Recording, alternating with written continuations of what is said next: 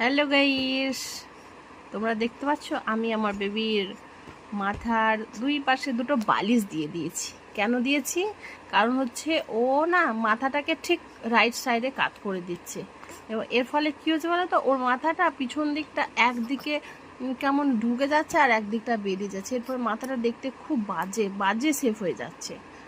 তার জন্য এই দুটো দিয়ে রেখেছি, বাট মনে হচ্ছে না এটা সফল হবে, কারণ ও একটু পরে আবার ঠিক সরিয়ে দিয়ে রাইট সাইডে টার্ন হয়ে যাবে।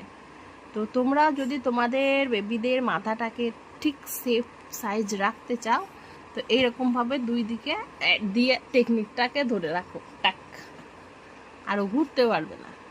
কিছুক্ষণ এরকম রাখতেই হবে, না হলে মাথাটা একদম বিচ্ছিরি হয়ে যাচ্ছে। আমি পিছন দিকে তোমাদের দেখাচ্ছি, দাঁড়াও, মাথাটা দেখবে তো বুঝতে পারবে যে কেমন অবস্থা। দেখো মাথাটা দেখো কেমন হয়ে গেছে, একদিকে ঢুকে গিয়েছে একদিকে বেরিয়ে গিয়েছে, তিন মাথা মতো। কি অবস্থা হয়েছে দেখো। এই জন্যই এত প্রচেষ্টা।